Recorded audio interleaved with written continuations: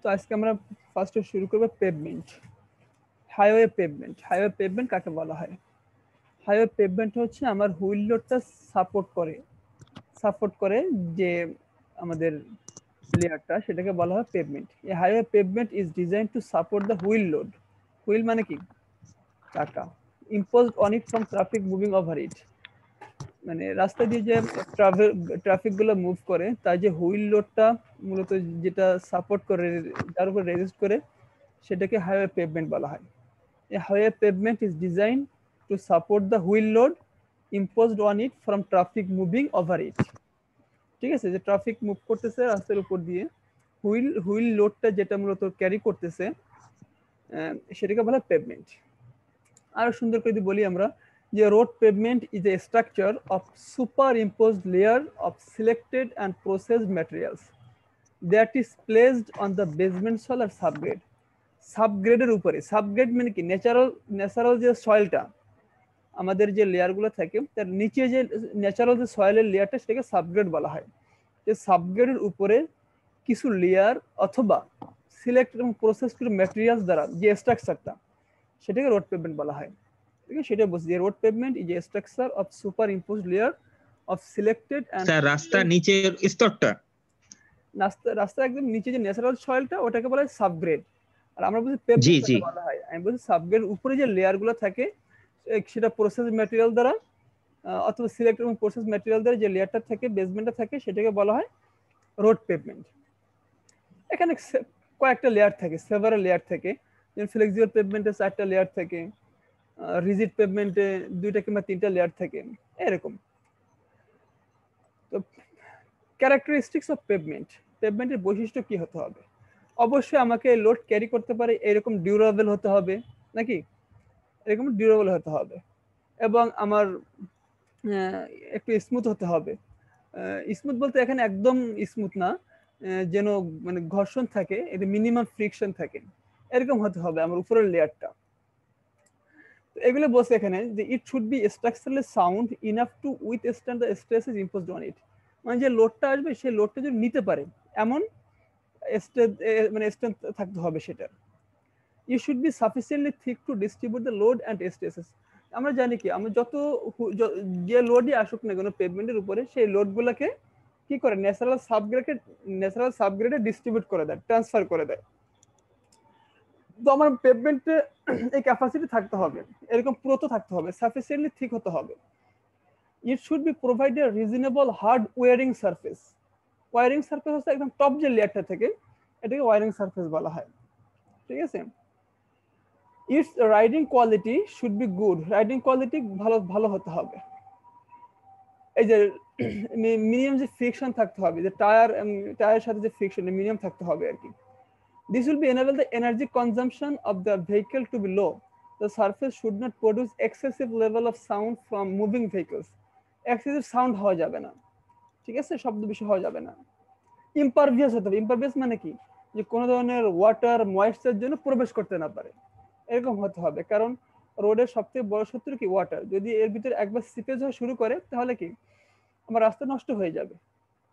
ঠিক আছে, সেজন্য দেখবেন যে উপরে যে লেয়ারটা দেয়, এই লেয়ার যদি মনে করেন যে কম দেওয়া হয়, কিংবা এখানে যদি বাইন্ডিংটা ভালো না হয়, বাইন্ডিং ম্যাটেরিয়াল ভালো না হয়, বিটুমিনের পরিমাণ কম দেওয়া হয়, বিটুমিন এগ্রিগেটের যে কম্পোজিশন এদিক ওদিক হলে, ভারী বৃষ্টি হচ্ছে, ভারী হেভি ভেহিকেল চলাফেরা করতেছে, দেখবেন যে ওখান থেকে পানি জমছে, পানি নিচে চলে যাচ্ছে, এরপর ওখানে মানে পোর্টাল হয়ে যাচ্ছে, গর্ত হয়ে যাচ্ছে। তো অবশ্যই পেভমেন্টকে ইম্পারভিয়াস হতে হবে এবং লং লাইফ হতে হবে। তাহলে স্যার ড্যামেজ হয়ে যাওয়ার সম্ভাবনা আছে।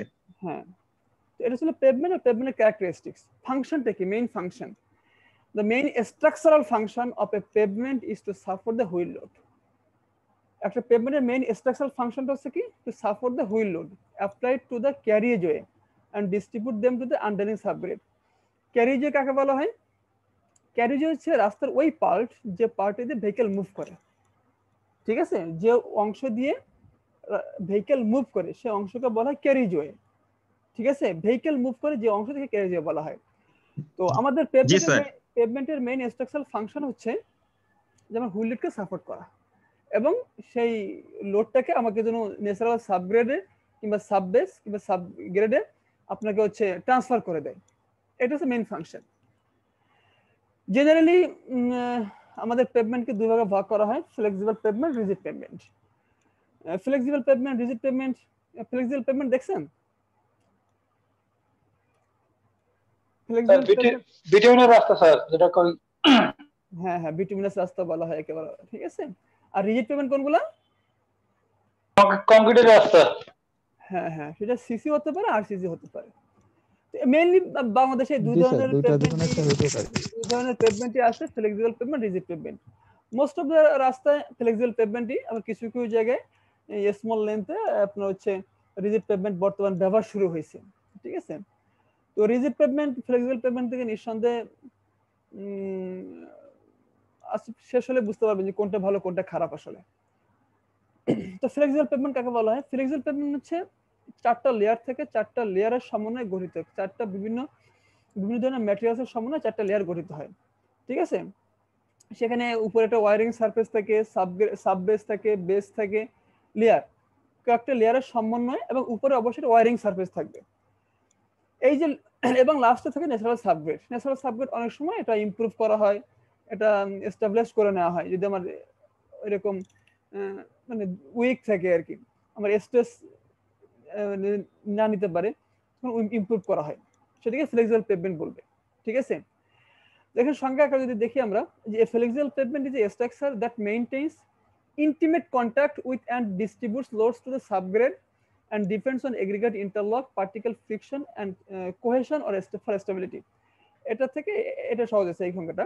The classical flexible pavement includes primarily those pavements that are composed of a series of granular layers topped by a relatively thin high quality bituminous wiring surface. কি বলতে দেখছেন, আমি যেটা বললাম যে কয়েকটা লেয়ারের সমন্বয়ে গঠিত। এখানে বলে দিচ্ছে কি লেয়ার গুলো কিসের হবে? Granular layer. গ্রানুলার কাকে বলা হয়? গ্রানুলার লেয়ার একটা হচ্ছে কনক্রিট, এর মধ্যে কি মানে ইয়ারও প্রবেশ করতে পারে না। আর গ্রানুলার মানে কি, এখানে বাইন্ডিংস ম্যাটেরিয়াল থাকে না। বাইন্ডিংস ম্যাটেরিয়াল মানে কি, বাইন্ডিংস কি আছে? সিমেন্ট আছে, বিটুমিন আছে, এগুলো থাকে না। কিছু গ্রানুলার লেয়ার থাকবে, আর টপে থাকবে হচ্ছে বিটুমিনাস ওয়্যারিং সারফেস, এবং টপ যে সারফেসটা, এই কয়েকটা আমাকে লেয়ারের সমন্বয় আমাকে ফ্লেক্সিবল পেভমেন্টে গঠিত হয়, ঠিক আছে। আমরা আরো বিস্তারিত দেখবো, পিকচার দেখতে পারলে আরো ক্লিয়ার হয়ে যাবে। আমরা প্রিলিমিনারি দেখতেছি বিষয়গুলো, পিকচার দেখলে আরো ক্লিয়ার হয়ে যাবে। তো এটা হচ্ছে ফ্লেক্সিবল পেভমেন্ট। আর রিজিড পেভমেন্ট কি? যেখানে সিসি থাকতে পারে, মানে সিমেন্ট কনক্রিট অর আরসিসি, ঠিক আছে, রিইনফোর্সড সিমেন্ট কনক্রিট হতে পারে। The rigid pavement are made of Portland cement concrete and may or may not have a base course between the pavement and subgrade, ঠিক আছে। এটা সিসি হতে পারে, আবার এখানে এর নিচে সাব বেজও থাকতে পারে, বেজও থাকতে পারে, মানে বেসটা থাকতে পারে না থাকতে পারে। বেসটা কি পরে দেখাচ্ছি আর কি। হ্যাঁ, এরপর হুইল লোড। আমরা যত সময় হুইল লোড কাকে বলা হয়? হুইল লোড জেনারেলি তিন প্রকার, একটা single and dual wheel, single and tandem axle, আর নোজ হুইল, ট্রাইসাইকেল অথবা বাইসাইকেল ল্যান্ডিং গিয়ার্স। কোনগুলো কেমন দেখেন, সিঙ্গেল ডুয়াল হুইল মানে কি, দুই পাশে দুইটা জাস্ট সিঙ্গেল অ্যাক্সেল থাকবে, ঠিক আছে, একটা করে হুইল। সিঙ্গেল অ্যাক্সেল ও সিঙ্গেল টায়ার। সিঙ্গেল অ্যাক্সেল ও ট্যান্ডেম অ্যাক্সেল। ট্যান্ডেম অ্যাক্সেল কাকে বলা হয়? Single axle single, but tyre হচ্ছে দুইটা, ঠিক আছে, এগুলো ট্রাক্টরের মূলত থাকে আর কি। আর tandem axle with dual tyre, যে দুই পাশেই ট্যান্ডেম অ্যাক্সেল, জোড়া জোড়ায়, দেখেন সামনে একটা আছে, পিছনে এক জোড়া, পিছনে সামনে এক জোড়া, সামনে এক জোড়া, দুই পাশে চার জোড়া করে থাকবে। Tandem axle with dual tyre, এটাকে ট্যান্ডেম অ্যাক্সেল বলা হয়, ঠিক আছে। ট্যান্ডেম অ্যাক্সেল মানে কি, দেখছেন সামনে এক জোড়া থাকবে, পিছনে এক জোড়া থাকবে। যেগুলো ট্রেলার থাকে, ট্রেলার, সেমি ট্রেলার, দেখছেন যে ময়লার গাড়িগুলা কিংবা যে কার্গো গুলা দেখবেন এগুলোতে থাকে আর কি। জি স্যার, দেখছি। এগুলো হচ্ছে হুইল লোড। হ্যাঁ, মানে একটা single axle, single tyre, single axle, dual tyre, tandem axle, dual tyre, এটা। আবার টুইন, এখানে বলছে যে নোজ হুইল, ট্রাইসাইকেল, এই যে নোজ হুইল যে গুলাকে জাস্ট ইয়ে আর কি, এক জোড়া থাকবে আর কি, ঠিক আছে। এই এখন হচ্ছে আমি যেটা পড়াবো না সেটা দরকার নাই, যেটাই মানে ক্লাসে উল্লেখ করবো না সেটা আমাদের পড়ার দরকার নেই, এটা দরকার নেই। তো আমাদের আসলে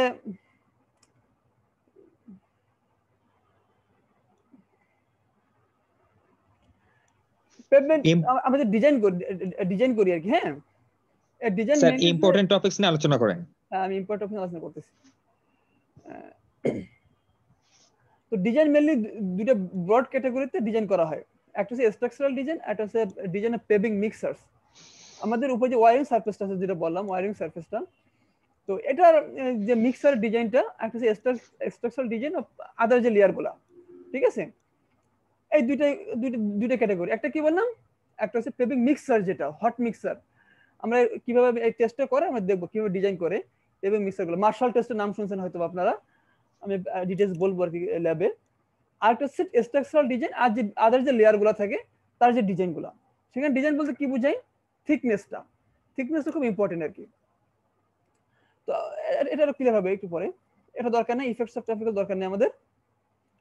এরপর কি বললাম যে একটা হচ্ছে মূলত এই স্ট্রাকচারাল ডিজাইনের মধ্যে কি আছে, থিকনেস ডিজাইনটা আসে, মানে বিভিন্ন যে লেয়ারের থিকনেস কতটুকু হবে, ঠিক আছে?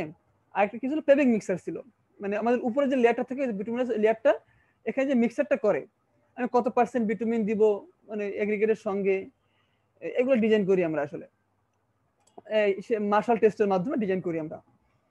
তো এই যে থিকনেস ডিজাইনটা মেইনলি কি কি ফ্যাক্টর একে এফেক্ট করে আর কি। The elements of thickness design. The principal factor entering into the problem of the thickness design of flexible pavements are traffic loading.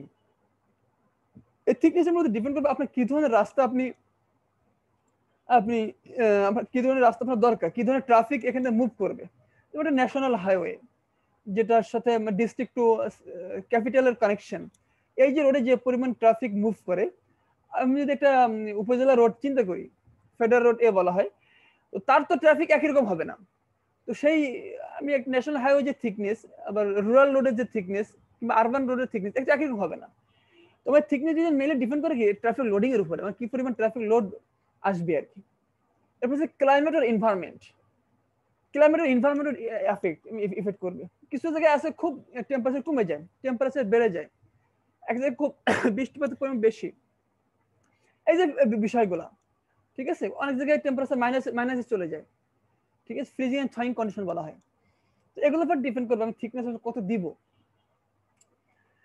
তো আমরা প্রবলেম করব, এগুলো একদম ক্লিয়ার হয়ে যাবে তখন যে কিভাবে আসলে এই ক্লাইমেট এনভায়রনমেন্ট ফ্যাক্টরগুলো কিভাবে কাজ করে, ট্রাফিক লোডিং গুলো কিভাবে কাজ করে আসলে। এবার ম্যাটেরিয়াল ক্যারেক্টারিস্টিক্স, আপনি যে ম্যাটেরিয়ালগুলো ব্যবহার করবেন, সাবগ্রেড সাববেস বেজে যে ম্যাটেরিয়ালগুলো ব্যবহার করবেন, এর কোয়ালিটির উপর ডিপেন্ড করবে, এর স্ট্রেংথ কোয়ালিটির উপর ডিপেন্ড করবে যে আসলে আপনার থিকনেসটা কেমন হবে। তো আমরা প্রবলেমগুলো ক্লিয়ার হয়ে যাবে আর কি, এগুলো স্টেপ বাই স্টেপ। হ্যাঁ, এগুলো আসলে এই যে ট্রাফিক লোডিং যেটা বললাম আমি এত সময় ধরে, সেগুলো এখানে লেখা আছে, হ্যাঁ, যে ট্রাফিক লোডিং আসলে কিভাবে এফেক্ট করে। ম্যাগনিটিউড অফ অ্যাক্সেল লোড, যেটা বললাম সব জায়গায় অ্যাক্সেল লোড সমান আসবে না। Volume and composition of axle load, tyre pressure and contact area, আসলে প্রথমটার সাথে দুটো কানেক্টেড। যেমন এক এক রোডে এক এক ধরনের আমার লোড আসবে। ক্লাইমেট এনভায়রনমেন্ট যেটা বললাম তখন সেটাই লেখা আছে এখানে, the climate environment in which a flexible pavement is to establish has an important influence on the behavioral performance, the temperature and moisture। হ্যাঁ, মেইনলি কি ক্লাইমেট এনভায়রনমেন্টের মধ্যে টেম্পারেচার এন্ড ময়েশ্চার, এক জায়গায় খুব হাই টেম্পারেচার হয়ে যায়, এর কারণে স্ট্রেসের চেঞ্জ আসে। যে কোনো টেম্পারেচার স্টিল দেই ডিজাইন করার সময়, আবার ময়েশ্চার ভেরিয়েশনের কারণে, মূলত মানে এই যে টেম্পারেচার ময়েশ্চার ভেরিয়েশনের কারণে আমার থিকনেস ডিজাইনটা মানে একটা ফ্যাক্টর কাজ করবে আর কি। লো টেম্পারেচার হতে পারে, হাই টেম্পারেচার হতে পারে, এর কারণে এই যে ফ্লাকচুয়েশনের কারণে ফ্রস্ট হিভ হয়। ফ্রস্ট হিভ মানে ফ্রিজ এন্ড থয়িং। ফ্রস্ট হিভ মানে কি, মনে করেন অনেক টেম্পারেচার মাইনাসে চলে গেছে, টেম্পারেচার মাইনাসে চলে গেলে কি হবে, এখানে আইস সৃষ্টি হবে, যে ভিতরে যে ওয়াটার গুলো ছিল পোর স্পেস গুলো, এর মধ্যে কি এগুলো কি মানে আইস হয়ে যাবে, ক্রিস্টাল হয়ে যাবে। কি হল, এটা হলে কি হয়, ভলিউম বেড়ে যাবে। ভলিউম বেড়ে গেলে কি হয়, এই যে ভলিউম বেড়ে যাওয়া, এর ফলে কি ক্র্যাক দেখা দিবে। আবার এক জায়গায় কি টেম্পারেচার খুব হাই হয়ে গেল, গরম দেশে খুব গরমের সময় 45 ডিগ্রি সেন্টিগ্রেড 50 ডিগ্রি সেন্টিগ্রেড, এর কারণে টেম্পারেচার মানে আপনার চেঞ্জ হবে। কি জুয়েল হাসতেছো কেন?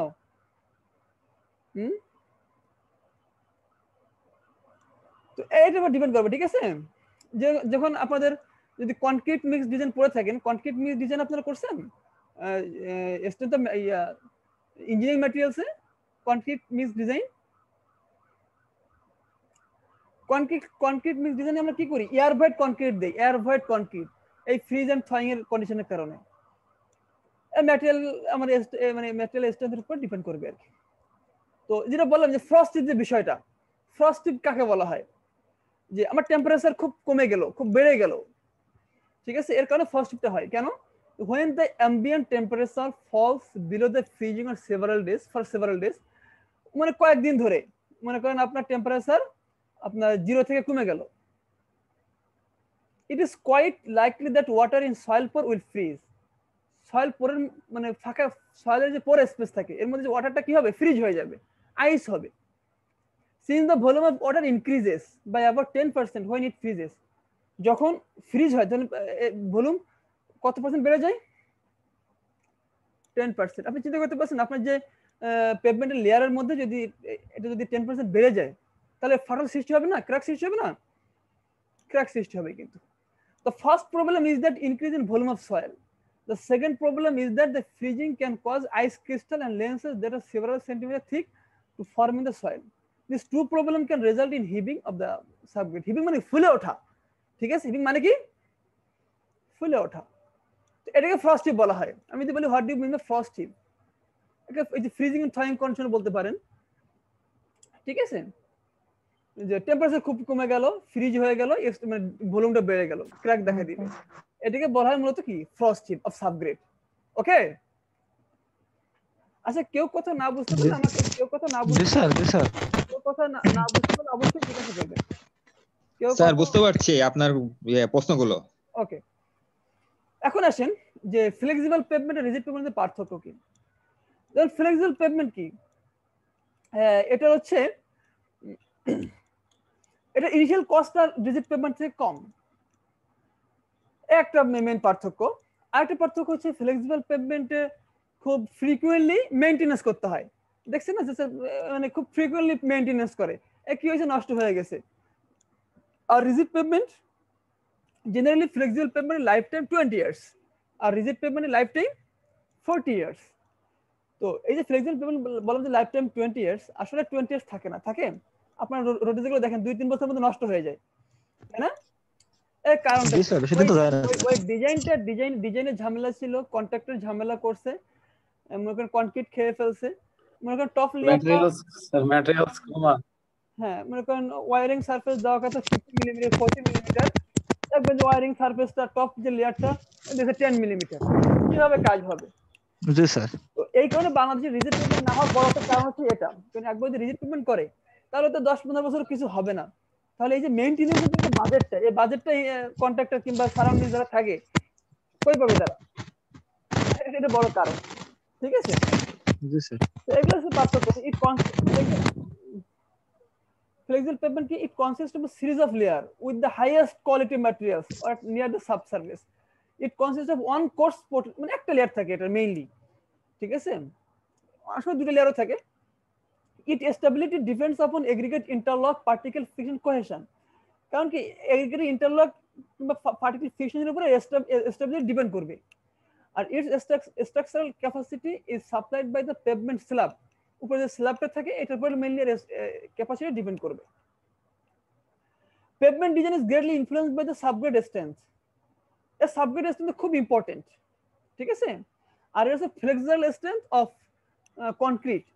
ফ্লেক্সিবল স্ট্রেংথ কাকে বলা হয়, ফ্লেক্সিবল স্ট্রেংথ কাকে বলা হয়, এই যে কম্প্রেসিভ ফোর্সের কারণে আমাদের যে মোমেন্টটা আসে বিমে কিংবা স্ল্যাবে, এটাকে ফ্লেক্সিবল স্ট্রেংথ বলা হয়, ঠিক আছে। তো এটার মধ্যে কনক্রিটের স্ট্রেংথ উপর মেইন ডিপেন্ড করে, আর এটা কি পেভমেন্ট সাবগ্রেডের স্ট্রেংথ ডিপেন্ড করবে। It distribute loads through the component layer, একটা লেয়ার থেকে আরেকটা লেয়ার লোড ক্যালকুলেট করবে মানে ট্রান্সফার করবে, আর এর সরাসরি কি পেভমেন্ট থেকে সরাসরি আপনার হচ্ছে সাবগ্রেডে ট্রান্সফার করবে আর কি। এটার ইনিশিয়াল কস্ট কম, এটা ইনিশিয়াল কস্ট বেশি, এটা মেইনটেনেন্স মানে এগুলো করতে হয়, এটা মেইনটেনেন্স মানে একদম লিটল মেইনটেনেন্স দরকার হয়। এগুলো হচ্ছে পার্থক্য আর কি, অ্যাডভান্টেজ ডিসঅ্যাডভান্টেজও বলতে পারেন। আচ্ছা এখন আসেন যে পেভমেন্ট টাইপ, আমি আসলে ফ্লেক্সিবল পেভমেন্ট ব্যবহার করব না রিজিড পেভমেন্ট ব্যবহার করব, এটা কিছু জিনিসের উপর ডিপেন্ড করে। The various fact choice of pavement type, আমি যে লিখতে কোশ্চেন দিতে পারি what factors affects the choice of pavement কি কি various factor to be accounted for the selection of pavement type আর যেমন amount and type of traffic amount ট্রাফিকের অ্যামাউন্ট হয় কি মানে ভেহিকলের সংখ্যা বলা হয় এডিটি কিংবা এডিটি মানে অ্যাভারেজ ডেইলি স্যার তখন এই পয়েন্টগুলো দিতে হবে। হ্যাঁ তো আসলে যেগুলো বুঝে নেন এগুলো খুব প্র্যাকটিক্যাল সম্পর্কিত যারা রোডস এন্ড হাইওয়ে থাকবেন কিংবা এলজিডি তে কিংবা এটিএম এ যারা জব করবেন এগুলো খুব ইম্পর্টেন্ট আর কি যদি বুঝে নিতে পারেন। Okay sir. কোন ধরনের পেমেন্ট আপনি দিবেন মেইনলি ডিপেন্ড করে দেখেন amount and type of traffic যে কি ধরনের ট্রাফিক এখানে মুভমেন্ট করবে এখানে সব মানে ট্রাক যাবে নাকি সব ভেহিকল মানে বাস যাবে নাকি প্যাসেঞ্জার কার নাকি লাইট ভেহিকল যাবে কি পরিমাণে যাচ্ছে এই অ্যামাউন্ট এডিটি এগুলোর অ্যামাউন্ট কেমন সাবগ্রেড সলভ কন্ডিশন আমার সলভ কন্ডিশনটা কেমন কস্ট অফ ম্যাটেরিয়ালস কস্ট মানে কেমন আসবে এগুলোর উপর ডিপেন্ড করবে আর কি ঠিক আছে অ্যাভেলেবল ফিনান্স টাকা কম তাহলে তো আপনি রেজিস্ট্রেশন করতে পারবেন না এগুলোর উপর ডিপেন্ড করবে আর কি। আর আমাদের এই যে পেমেন্ট মানে কনস্ট্রাকশন শেষ হয়ে গেল তো এই পেমেন্টের পারফরম্যান্স কিছু ফ্যাক্টরের উপরে ডিপেন্ড করে যেমন anticipated traffic condition moisture and climatic variation traffic কন্ডিশনের উপর ডিপেন্ড করবে moisture and climatic variation temperature মনে করেন ফ্লাকচুয়েশন এর উপর ডিপেন্ড করবে সাবগ্রেড সলভ কন্ডিশনের ডিপেন্ড করবে আপনার পেমেন্টের পারফরম্যান্স। আর ওভারঅল বাংলাদেশে এটা সবথেকে বড় কিছু মানে বড় যে জিনিসটা পেমেন্টের পারফরম্যান্স ডিপেন্ড করে অনেস্টির উপরে নাকি জি স্যার। যদি কন্ট্রাক্টর অনেস্টির উপর বেশি ডিপেন্ডেড। হ্যাঁ অনেস্টির উপর ডিপেন্ড করে আর কি এগুলো তো লেখা যায় না ঠিক আছে তো যদি এটা আমাদের বোঝা উচিত এই সবথেকে বেশি দুর্নীতি হয় এই রোডস এন্ড হাইওয়ে সেকশন ঠিক আছে কোটি কোটি কোটি কোটি টাকা দুর্নীতি হয় স্যার। স্যার আপনার আমি দেখছি তো স্যার পিডব্লিউডি বলেন এলজিডি বলেন স্যার এদের সব জায়গায় স্যার দুর্নীতি একই অবস্থা এটাই আর কি দুর্নীতির সমস্ত দুর্নীতি হবে না চতুর্থ শ্রেণীর কর্মকর্তা পর্যন্ত টাকা খায় স্যার। হ্যাঁ সব থেকে বড় যে ইম্পর্টেন্ট যে কোশ্চেনটা এখন যে আমাদের ফ্লেক্সিবল পেমেন্টে কয়টা লেয়ার থাকে ফ্লেক্সিবল পেমেন্টে মেইনলি কয়টা লেয়ার থাকে চারটা লেয়ার থাকে একটা হচ্ছে সাবগ্রেড তারপরে সাববেস বেস আর একটা হচ্ছে সারফেস কোর্স সবাই এখন খুব মনোযোগ সহকারে দেখেন এখন যে আমরা আসলে প্রিলিমিনারি কিছু জিনিস দেখলাম ইন্ট্রোডাক্টরি যেগুলো ইম্পর্টেন্স একটু কমের থেকে আর এখন যেগুলো দেখবো এটা খুব ইম্পর্টেন্ট ওকে স্যার ঠিক আছে খুব মনোযোগ সহকারে দেখবেন সবাই। আচ্ছা তাহলে আমাদের ফ্লেক্সিবল পেমেন্টে কয়টা লেয়ার থেকে চারটা লেয়ার থেকে একদম নিচে কি থাকে সাবগ্রেড যে ন্যাচারাল যে সয়েলের লেয়ারটা এর উপর থেকে সাববেস ম্যাটেরিয়াল সাববেস এরপর থেকে বেস কোর্স এরপর থেকে সারফেস কোর্স এই থিকনেস কিভাবে আসে আমরা ডিজাইন করব এটা হচ্ছে ডিজাইন ছিল। হ্যাঁ তাহলে আমাদের ফ্লেক্সিবল পেমেন্টের স্ট্রাকচারাল লেয়ার কয়টা চারটা একটা হচ্ছে সাবগ্রেড সাববেস বেস আর সারফেস কোর্স ঠিক আছে এর প্রত্যেকটা ম্যাটেরিয়ালস টেস্ট করতে হয় এই সাবগ্রেডের ম্যাটেরিয়ালস টেস্ট করতে হয় সাববেসের ম্যাটেরিয়ালস টেস্ট করতে হয় বেসের ম্যাটেরিয়াল টেস্ট করতে হয় এই যে সাবগ্রেডের রেজিস্ট্যান্স সাববেসের রেজিস্ট্যান্স বেসের যে রেজিস্ট্যান্স টেস্ট করতে হয় সেই টেস্টের নাম হচ্ছে সিভিআর টেস্ট কি টেস্ট সিভিআর টেস্ট এর নাম শুনছেন কখনো আগে আগে শুনছি এটাকে California bearing ratio yes right California bearing ratio সংক্ষেপে কি বলা হয় সিভিআর ঠিক আছে সংক্ষেপে কি বলা হয় সিভিআর। হ্যাঁ যেমন সাবগ্রেডের সিভিআর মিনিমাম কত পার্সেন্ট হতে হয় আর জানা আছে আর কি যাবি এবার এই আমি যাব সাবগ্রেডের সিভিআর কত মিনিমাম কারো জানা আছে? হ্যাঁ আমি বলে দিই এগুলো ছোট ছোট জিনিস লিখে রাখবেন খাতায় টুকে রাখবেন সাবগ্রেডের মিনিমাম সিভিআর হতে হবে 5%। সাববেজের সিভিআর ভ্যালু কত হতে হবে 25%। আর বেস কোর্সের সিভিআর ভ্যালু কত হতে হবে 80%। ঠিক আছে সিভিআর মানে ক্যালিফোর্নিয়া বেয়ারিং রেশিও এখানে স্ট্রেংথের রেশিও আর কি আমরা হচ্ছে এই লোডগুলা মানে এই ম্যাটেরিয়ালগুলা আমরা এই সয়েলগুলো টেস্ট করি ঠিক আছে টেস্ট করি তাকে একটা স্ট্যান্ডার্ড লোড দিয়ে ভাগ দেই আমি ফার্স্টে কি টেস্ট করি যে আমার এই লেয়ারের যে ম্যাটেরিয়াল আছে তার স্ট্রেংথ কেমন আসে তার লোড কেমন আসে সাববেজের লোড কেমন আসে বেজের লোড মানে এই ম্যাটেরিয়ালগুলোর লোড কেমন তাকে আমরা একটা স্ট্যান্ডার্ড লোড দিয়ে ভাগ দেই, সেই জন্য পার্সেন্টেজটা আসতেছে। হ্যাঁ, এই যে রেশিও বলছে না, এই দুইটা স্টেটসের রেশিও, ঠিক আছে? তো এই রেশিও কত হতে হবে? সাবগ্রেডের মিনিমাম 5%, সাব বেজের 25%, আর বেজের কত? 80%। 80%। যদি কোনো লেয়ারের আমার এই সিভিয়ার ভ্যালু মান কম আসে, তো সেই কি বলে সেই লেয়ারটাকে ইমপ্রুভ করতে হয়, বিশেষ করে সাবগ্রেডটা। তো সাবগ্রেডটা কি বললাম যে ন্যাচারাল সয়েল লেয়ার। হ্যাঁ, এটা আমরা ফার্স্টে টেস্ট করি, তখন দেখি সিভিয়ার ভ্যালু 5% কম আসছে, তখন এই সাবগ্রেডকে ইমপ্রুভ করতে হয়। ইমপ্রুভ করার পরে এর নামটা হয় ইমপ্রুভ সাবগ্রেড। এর নামটা কি হয়? Improve subgrade. এই ইমপ্রুভ সাবগ্রেডের সিভিয়ার ভ্যালু মিনিমাম 8% হতে হয়। দেখবেন যে ম্যাক্সিমাম আমাদের বাংলাদেশের মানে হিলি এরিয়া বাদ দিলে ম্যাক্সিমাম জায়গায় আমার এই সাবগ্রেডটাকে ইমপ্রুভ করা লাগে, তাই না? যাদের একটু অভিজ্ঞতা আছে, এক্সপিরিয়েন্স আছে, কিংবা দেখছেন, দেখবেন যে আগের লেয়ারটা কি, যেখানে রাস্তা করতেছে আগের লেয়ারটা ইমপ্রুভ করে নিচ্ছে, তাই না? বিভিন্ন গ্রাউন্ড ইমপ্রুভমেন্ট টেকনিক আছে, সেগুলো দ্বারা ইমপ্রুভ করে নিচ্ছে। তো এই যে ইমপ্রুভ সাবগ্রেডের, তো কখন কখন সাবগ্রেড আমাকে ইমপ্রুভ করতে হবে? যখন সাবগ্রেডের সিভিয়ার ভ্যালু 5% এর কম হবে।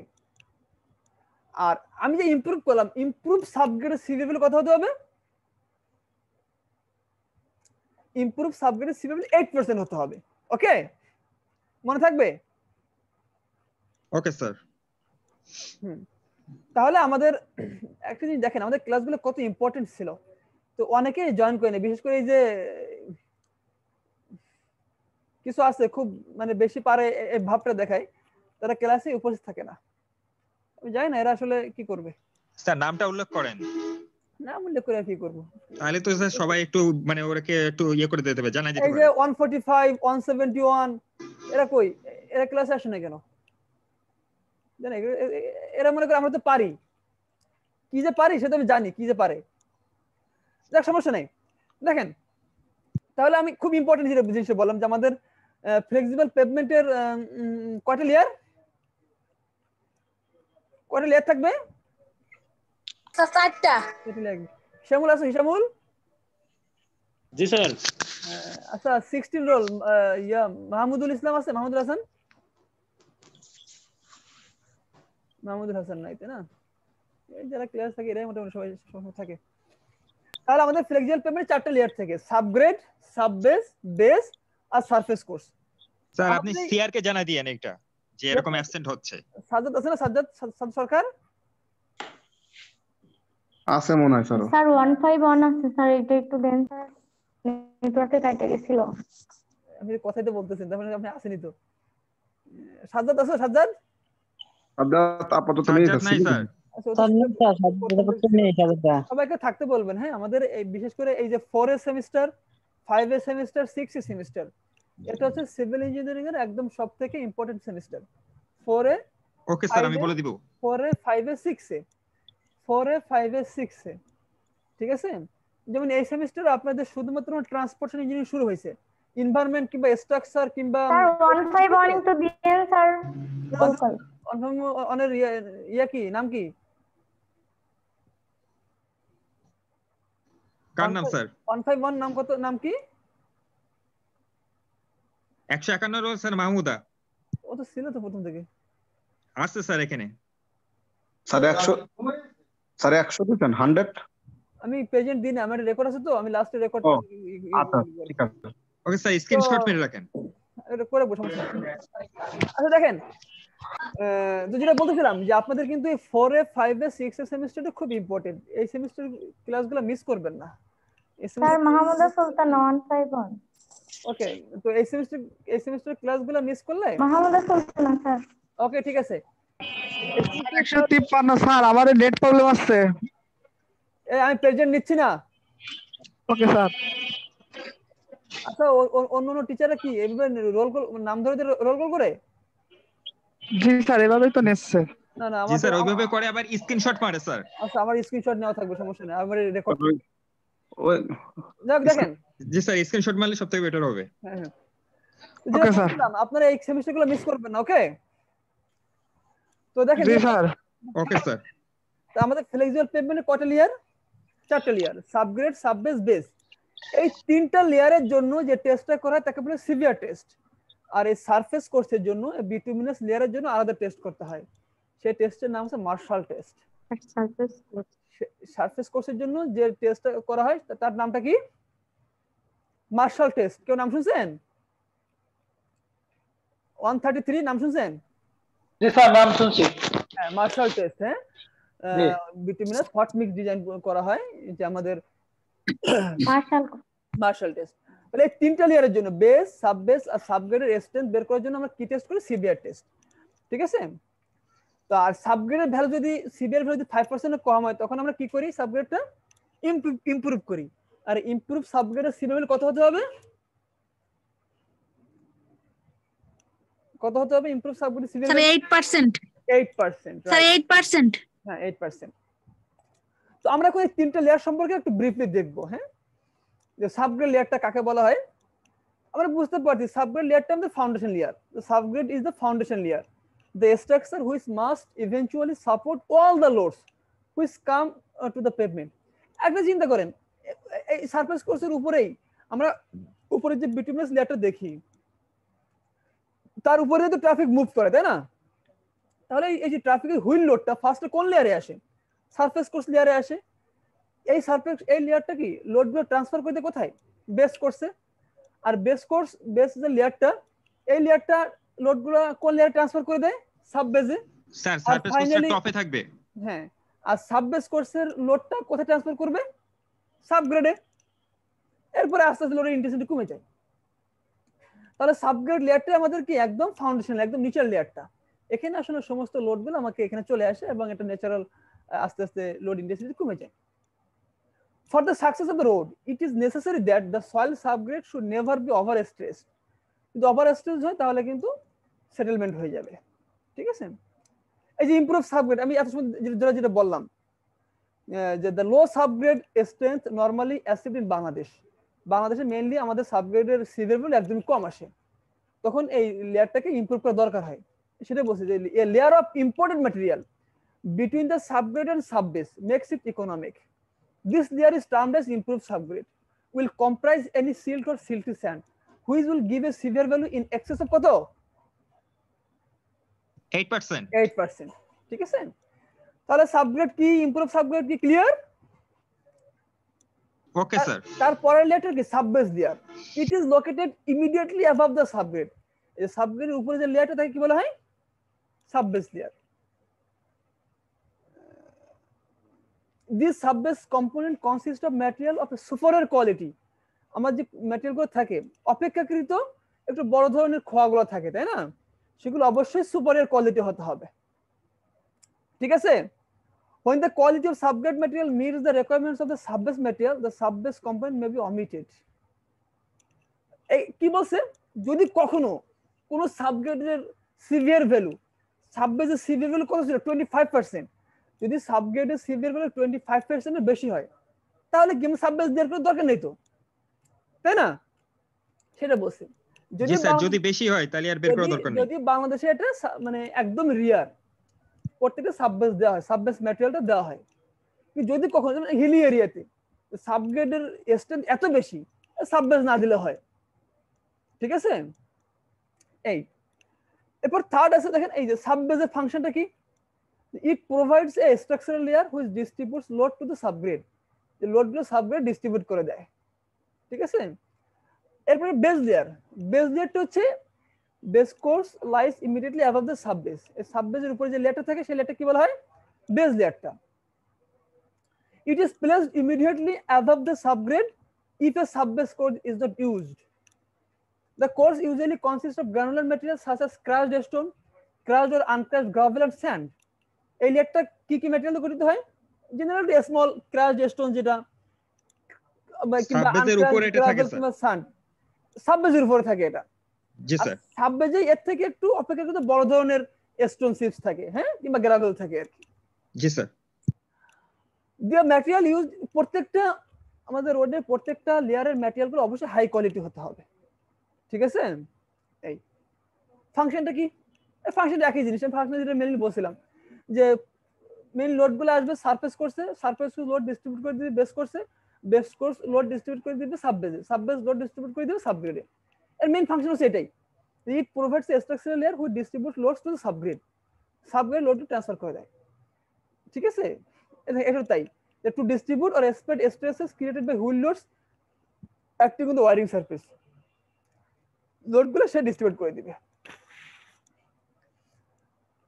To withstand the load superimposed from layer without being disintegrated, to distribute the load transmitted to it so that the strength capacity of the weaker subbase and subbase are not exceeded.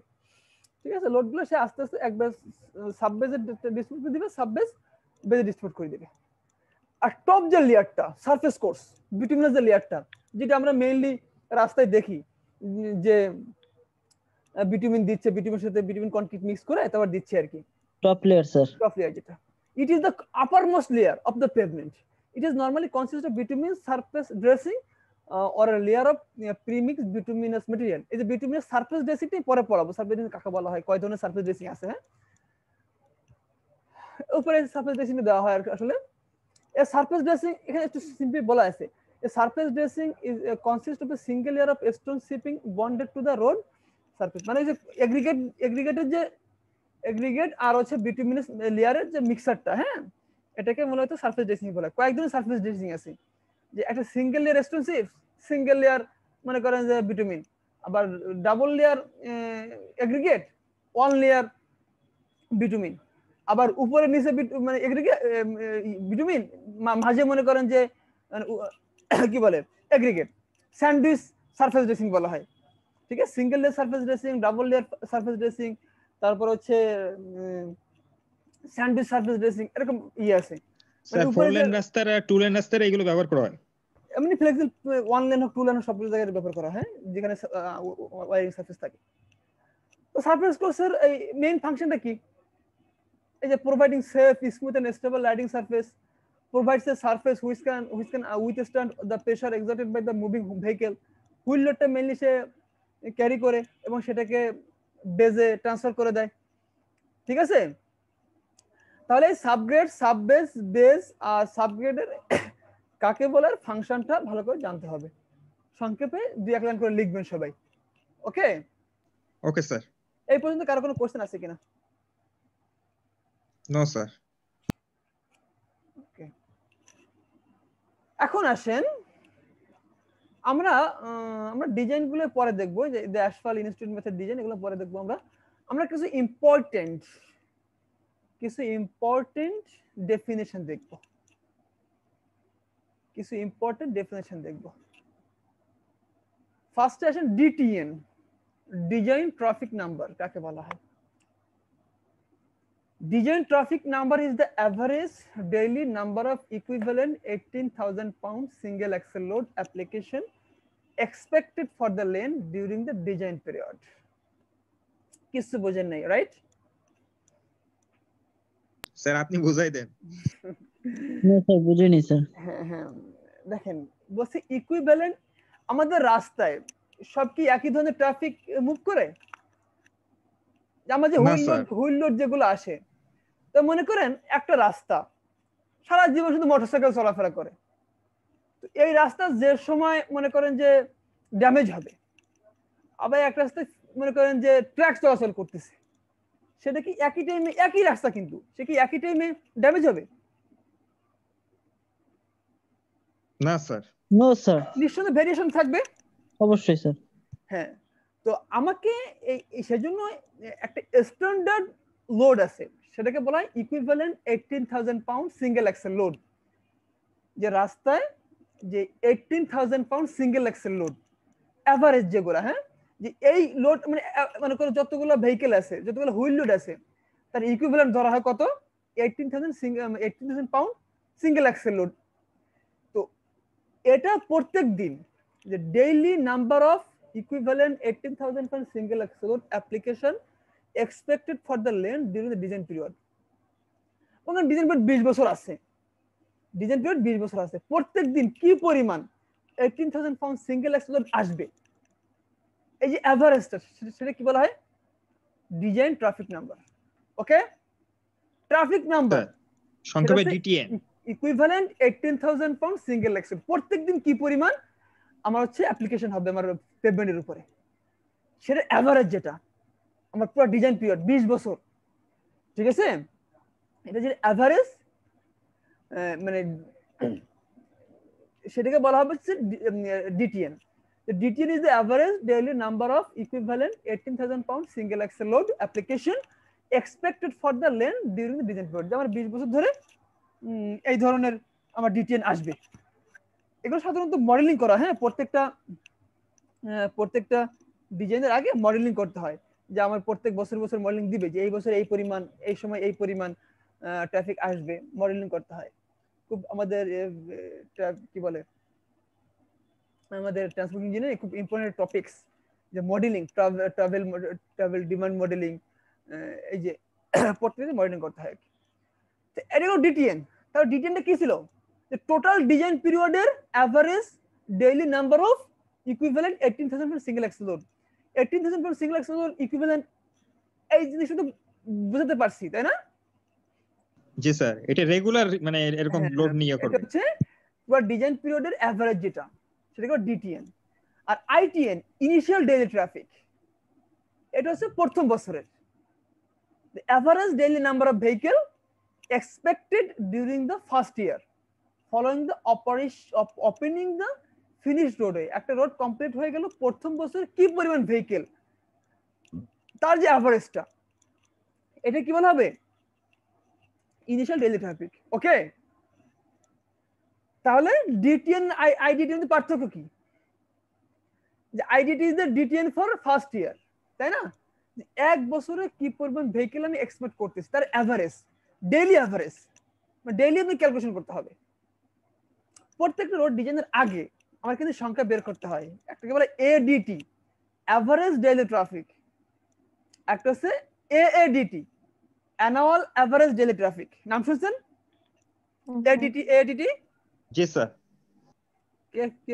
কে বলে শুনছি? ওই 167। যাক, না শুনলে এখন শুনেন, এগুলো মনে থাকতে হবে। হ্যাঁ, এই যে ডিটিএন, আইডিটি, এডিটি, এএডিটি। এডিটি হচ্ছে এভারেজ ডেইলি ট্রাফিক, ঠিক আছে? মনে করেন একটা লেনের ভেহিকেলের সংখ্যা গুনতে হয়, গুনে তাকে সাধারণত আমরা 1 মাস নেই, সেটাকে 30 দিয়ে ভাগ দিতে হয়, তাহলে আমি এভারেজ ডেইলি ট্রাফিক পেয়ে যাব।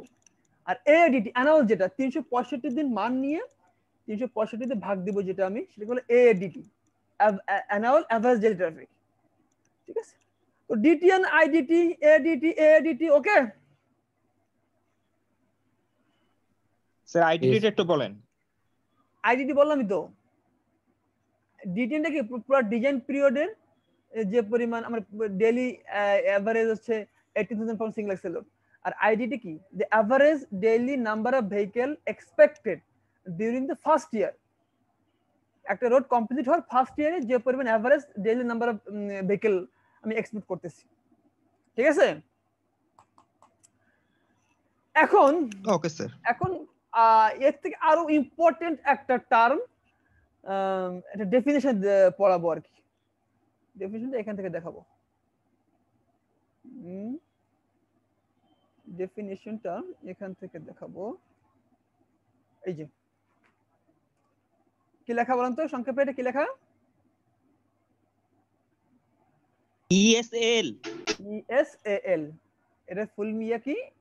Equivalent single axle load. Equivalent single axle load, এই টার্ম আসছিল না যে equivalent 18000 pound single axle load. এই সমস্যা কি? নাহিম, সমস্যা কি? একটু আনমিউট করে রাখতে বলেন স্যার। বলতেছি, আপনি কিছু করেন। ওকে, দেখেন তাহলে কি বললাম? Equivalent single axle load. আমরা একটু সঙ্গে একটু আগে দেখে আসছিলাম যে ইকুইভ্যালেন্ট সিঙ্গেল এক্সেল কাকে বলা হয়। ওই যে 18000 পাউন্ড সিঙ্গেল এক্সেল লোড, যেটা এইটাই মূলত ইকুইভ্যালেন্ট সিঙ্গেল এক্সেল লোড, ঠিক আছে? The traffic characteristics are determined in terms of the number of repetition of an 18,000 pound single axle load applied to the pavement on 2 sets of dual tire. ঠিক আছে, যেটা বললাম যে একটা রোডে মনে করেন সব ধরনের ট্রাফিক থাকে, তো একটা মোটরসাইকেল কিংবা একটা বাইসাইকেল কিংবা একটা রিক্সা কিংবা অটো রিক্সা এর যে হুইল গুলা এর মধ্যে চলাচল করতেছে, যে লোড গুলো আসতেছে, যে সময়ে এটা ড্যামেজ হবে, বা ট্রাক কিংবা বাস, তো সেটা একই সময় ড্যামেজ হবে না। এই যে নাম্বার অফ রিপিটেশন, যে কত মানে স্ট্যান্ডার্ড যে নাম্বার অফ রিপিটেশন আমরা ধরা হয় কত 18,000 পাউন্ড সিঙ্গেল অ্যাক্সেল লোড মানে সেম টাইমে হবে না। 18,000 pound single axle load applied to the pavement on 2 sets of dual tyre. ঠিক আছে, এই যে 18,000 পাউন্ড সিঙ্গেল অ্যাক্সেল লোডকে আমরা কি ধরি, আমরা এটাকে এই ইকুইভ্যালেন্ট সিঙ্গেল অ্যাক্সেল লোড বলি। ঠিক আছে, ESAL। The traffic characteristics are determined in terms of the number of repetition। এই যে ক্যারেক্টারিস্টিক বলছে না, যে ট্রাফিক ক্যারেক্টারিস্টিক মানে যে কি, মানে কত লোড আসলে ড্যামেজ হবে আসলে। তো জেনারেলি আমরা এটাকে একটা ইকুইভ্যালেন্ট আমরা নাম্বার ধরতেছি, কত, যে 18,000 for single axle load. Okay, this is usually referred to as ESAL। The use of the 18,000 pound single axle load is based on the result of experiment that have shown that effect of any load to performance of pavement can be repeated। আচ্ছা, এটা আমরা ডিজাইনে দেখাবো, হ্যাঁ, ESL টা কিভাবে কাজে আসে। তাহলে আমরা প্রথমে দেখলাম হচ্ছে DTN ইনিশিয়াল ডেইলি ট্রাফিক, আর এর পাশাপাশি আমি দুইটা জিনিস বলছিলাম ADT AADT, খাতা লিখে রাখেন ADT AADT, আর এখন বললাম ESAL। আর প্রবলেমগুলো আমরা নেক্সট ক্লাসে দেখবো আর কি। হ্যাঁ, তো ESL শেষ হলো। এখন এখন আসেন। Okay sir. আচ্ছা, আমি যেগুলো স্কিপ করতেছি এগুলো দরকার নাই।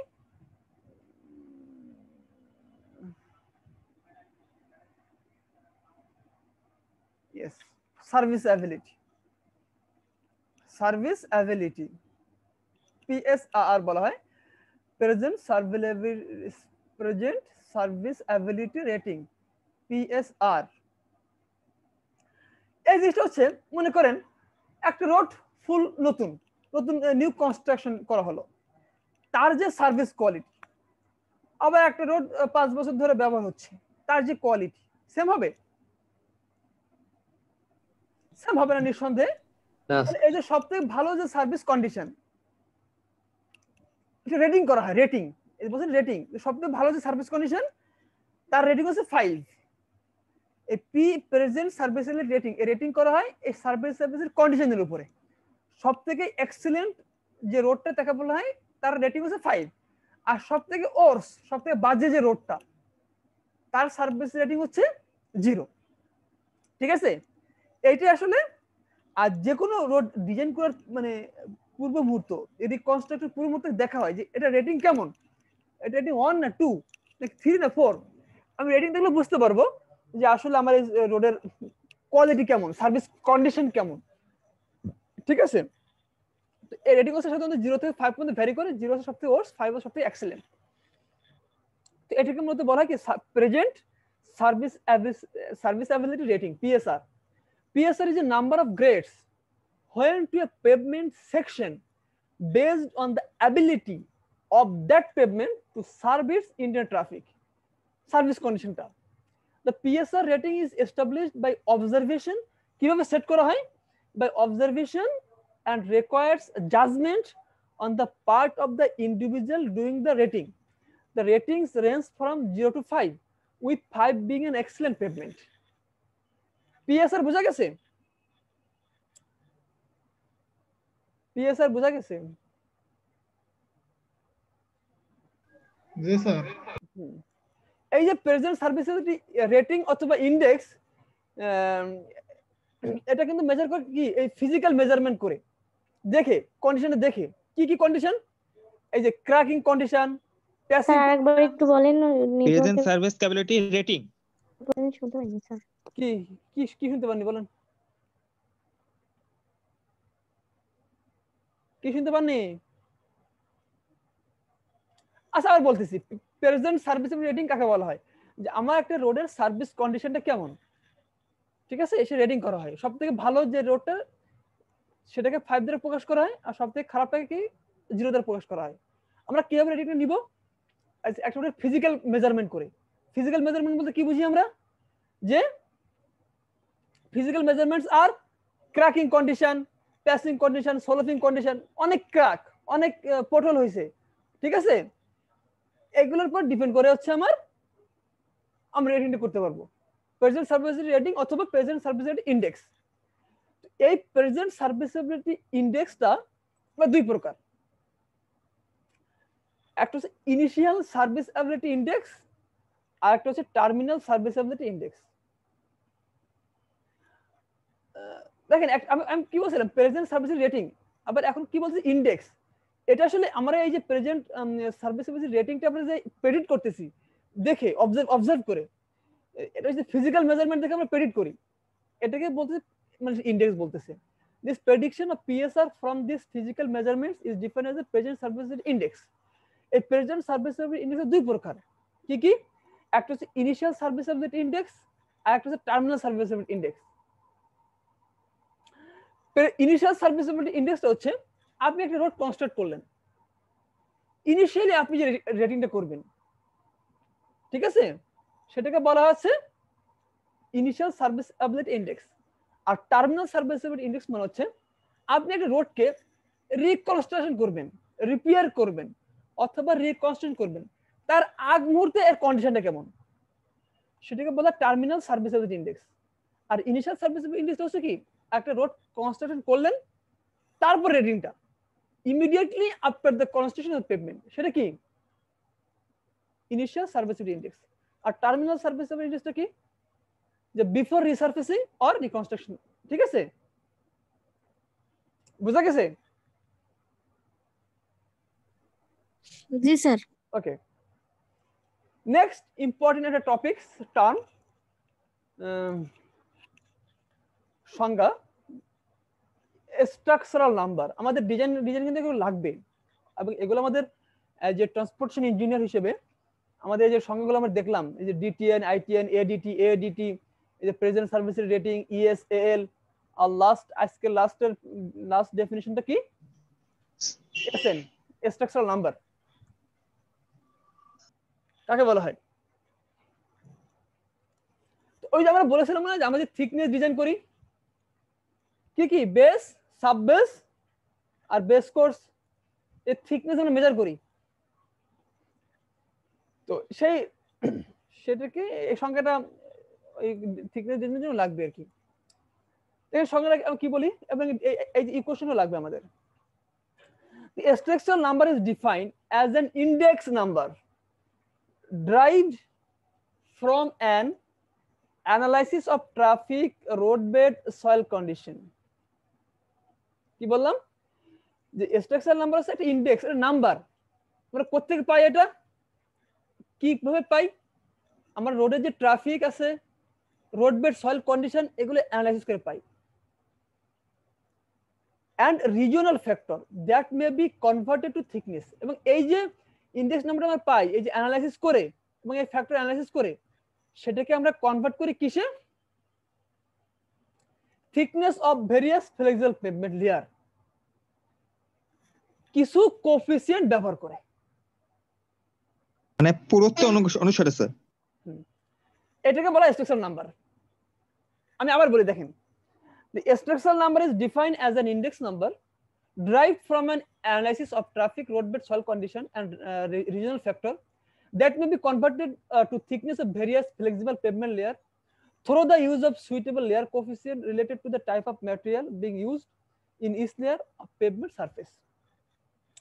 Structural numberটা হচ্ছে একটা ইন্ডেক্স নাম্বার, যেটাকে আমরা ফ্লেক্সিবল পেভমেন্টের বিভিন্ন লেয়ার আছে, সেই লেয়ারের থিকনেসে কনভার্ট করি কিভাবে, কিছু অ্যানালাইসিস করে। কি অ্যানালাইসিস করি আমরা, রোডের ট্রাফিক, রোডবেড, সয়েল কন্ডিশন এবং কিছু ফ্যাক্টর, এইগুলা আমরা অ্যানালাইসিস করে আমরা হচ্ছে ফ্লেক্সিবল পেভমেন্টের লেয়ারে কনভার্ট করি, ঠিক আছে। কিছু সাহায্য নিয়ে আমরা এই বিভিন্ন লেয়ারের থিকনেস, কোএফিসিয়েন্ট আছে, এই কোএফিসিয়েন্টের সহযোগিতা নিয়ে আমরা থিকনেসটা বের করি, এটাকে বলা হয় স্ট্রাকচারাল নাম্বার। আরেকবার পড়তেছি, ভালো করে খেয়াল করছেন, দেখেন, the structural number is defined as an index number derived from an analysis of traffic, roadbed, soil condition, and regional factor that may be converted to thickness of various flexible pavement layer through the use of suitable layer coefficient related to the type of material being used in each layer of the pavement structure. এই যে structure number A1 D1 A2 D2 A3 D3 আমাদের এই তিনটা লেয়ারে subbase base আর এই surface course এই লেয়ারে যে থিকনেস বের করতেছি এই যে কোএফিসিয়েন্টের সাহায্যে। তো আমরা নেক্সট ক্লাসে প্রবলেম করলে এই স্ট্রাকচার নাম্বার আরো ক্লিয়ার হয়ে যাবে। এই যে স্ট্রাকচার নাম্বার এই পিএসআর ঠিক আছে এই যে স্ট্যান্ডার্ড ডেভিয়েশন এগুলো আরো ক্লিয়ার হয়ে যাবে। Okay sir. তো আজকের ক্লাসে কারো কোনো কোশ্চেন আছে কিনা? আজকে আরো একটা জিনিস বাকি আছে, বাকি এই পর্যন্ত কারো কোনো কোশ্চেন আছে কিনা প্লিজ? কোশ্চেন থাকলে বলতে হবে। No sir. না স্যার। ওকে, কোনো কোশ্চেন নেই। তাহলে আজকের ক্লাসে আমরা আরেকটা যে লাস্ট টপিকটি দেখব সেটা হচ্ছে স্ট্রেস কনস্ট্রাকশন। কি stress construction? Stake construction, stake না স্টেজ। এই যে স্ট্রেস কনস্ট্রাকশন তো এটা হচ্ছে আজকে আমাদের আজকের ক্লাসের লাস্ট টপিকস। স্ট্রেস কনস্ট্রাকশন কাকে বলা হয়? Stress construction of a pavement structure involves stage construction. আপনি দেখতে পাচ্ছেন না এখানে কি লেখা? স্ক্রিন দেখতে পাচ্ছেন? জি স্যার দেখছি। দেখে পড়তে পারেন তো নাকি? হ্যাঁ, স্টেক কনস্ট্রাকশন। কি কনস্ট্রাকশন? আর বলেন স্যার স্টেক কনস্ট্রাকশন শেষে জি। হ্যাঁ আমি আপনার জন্য 4 বার বললাম, একবার মানে বুঝেন নাই, না বুঝে চুপ থাকবেন। দেখেন নেক্সট যে stress construction of a pavement structure involves construction in steps at a specific time to meet the increasing traffic. আসলে আমাদের এই যে কনস্ট্রাকশন গুলা যেগুলো মনে করেন যে স্টেপ বাই স্টেপ করা হয়। কেন কেন আমার বিভিন্ন সময় আমার ট্রাফিক আমার ফিউচারে ইনক্রিজ হতে পারে, অথবা আপনার হচ্ছে ফান্ডিং এর ব্যাপারে ফান্ড মানে এডুকেট ফান্ড অ্যাভেলেবল না, কিছু দূর কাজ করে কি রেখে দেওয়া হয়। এই যে স্টেপ বাই স্টেপ করতেছে একে বলে, ঠিক আছে? আলভি হাসান খুবই ডিস্টার্ব করতেছেন আপনি। স্যার স্টেজ আমি ওইটা তো আপনার কাছে শুনতে যাচ্ছিলাম।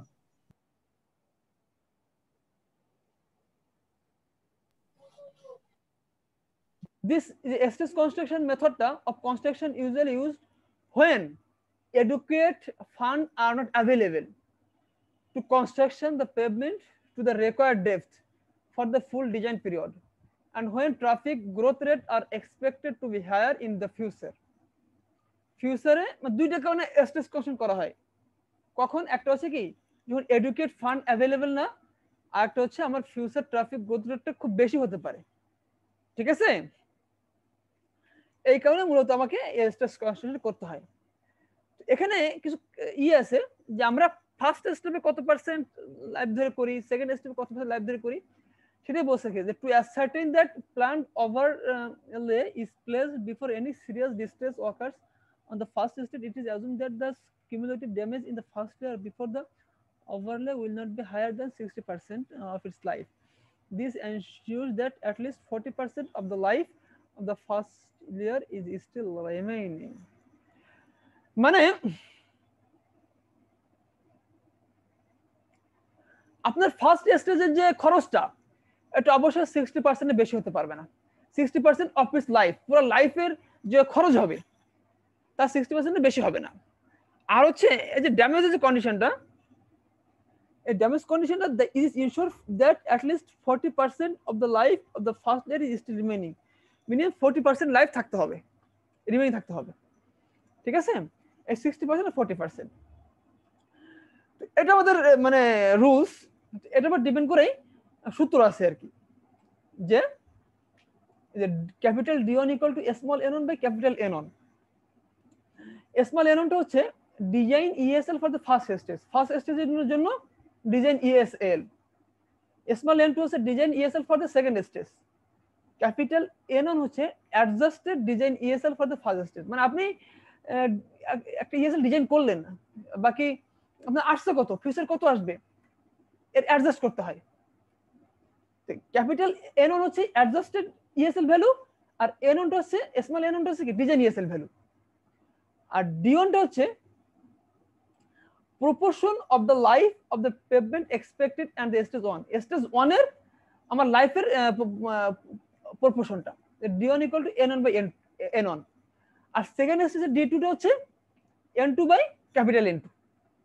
ঠিক আছে, তো এতটুকুই দেখেন। আর আমরা নেক্সট মানে যখন আমরা ডিজাইন করব নেক্সট ক্লাসে তখন আরো ক্লিয়ার হয়ে যাবে। ঠিক আছে, যেমন দেখেন আমরা এই যে ক্যাপিটাল N1 টা মানে আমরা অ্যাডজাস্ট কিভাবে করি।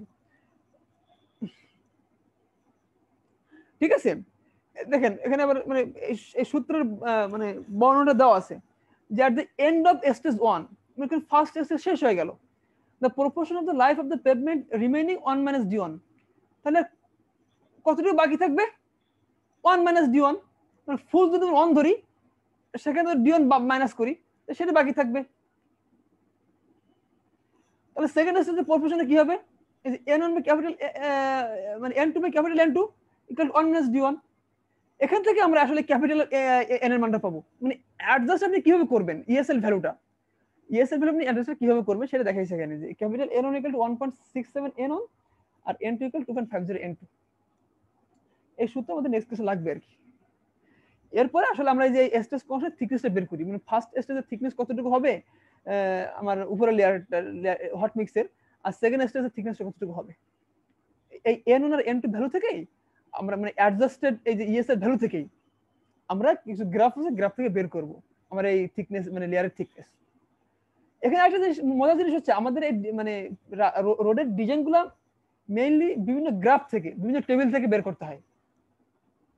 তো আমরা যখন এই হট মিক্স অ্যাসফল্ট ব্যবহার করব এর থিকনেস কতটুকু হবে, তো এই আমাদের এই যে অ্যাডজাস্টেড ইএসএল ভ্যালু এই যে N1 আর N2, N1 হচ্ছে ফার্স্ট স্টেজের অ্যাডজাস্টেড ইএসএল ভ্যালু, N2 হচ্ছে সেকেন্ড স্টেজ ইএসএল ভ্যালু। এখান থেকে আমরা পরে এই যে H1 আর H2 টা বের করি গ্রাফ থেকে আর কি। ঠিক আছে, এখন বলেন আজকের ক্লাসে কার কোনো কোশ্চেন আছে কিনা? সবাই ক্যামেরা অন করেন, সবাই ক্যামেরা অন করেন, দেখি কেউ ঘুমায় আছেন কিনা কিংবা গাড়ির উপর আছেন কিনা। আচ্ছা আমিও অন করি নাকি? সবাই ক্যামেরা অন করতে হবে।